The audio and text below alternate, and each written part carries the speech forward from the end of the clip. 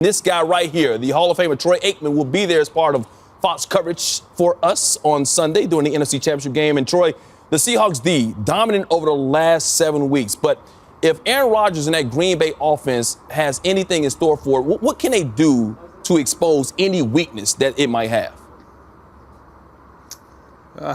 Well, that's a good question. You know, the biggest concern right now for Green Bay, obviously, is Aaron Rodgers' health. But, you know, as far as what they may be able to expose with Seattle's defense, there's just not really any weaknesses within this defensive group. It's why they're playing at the level that they're playing.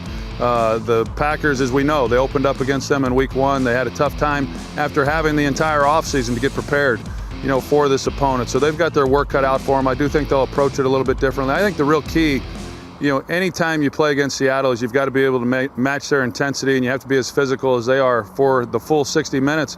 A lot of people would think that that means the Packers defense. I think it also, in addition to that, means their ability to run the football with Eddie Lacy. I think he's going to be a real key. You mentioned their approach in week 1 where Aaron Rodgers didn't throw to the Richard Sherman side of the football. You mentioned, of course, Aaron Rodgers and his calf injury. What do you expect out of the quarterback this week? Well, I think that they're going to come at it a little bit differently than what they did week 1. Other than 3 snaps, Jared Boykin was opposite of Richard Sherman the entire ball game. I don't think that's a bad approach for Green Bay. As we know, Richard Sherman's the best corner in football.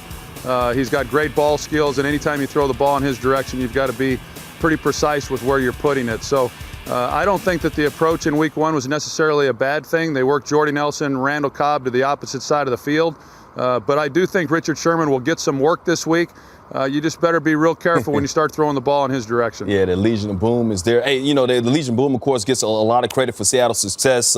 Marshawn Lynch is out there as well. But Russell Wilson, this is a guy that's 5-1 in the playoffs, and he's got the highest passer rating of anyone in playoff history, and he's got a Super Bowl ring. This guy, he gets some credit. But does he get enough credit, in your opinion, Troy?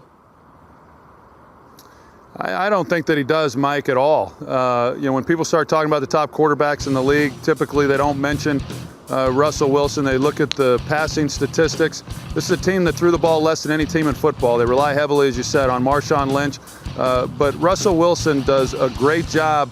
Obviously, when he's asked to throw the ball, he does an outstanding job of creating plays with his legs. As we know, he rushed for over 800 yards. I think that gets lost when people start looking at his impact. But I think as much as he does athletically on the field, his greatest contributions, in my opinion, are what he does as a leader in the intangibles. He inspires his team. He elevates the play of those around him. He has as big a role in this team playing in the NFC Championship game again this year as anyone on this team. Yeah, trying to get his 2nd Super Bowl in just his 3rd season, trying to win back-to-back. Now, Troy, the Seattle Seahawks trying to become the first team to go back-to-back since the 03-04 Patriots. You know what it takes to go back-to-back in Super Bowls and win. What is Seattle going through right now? Well, what I found interesting, Mike, in just visiting with Russell Wilson is the fact that he feels that this year has been more enjoyable than last season's run. Typically, that's not the case. Certainly was not the case with me.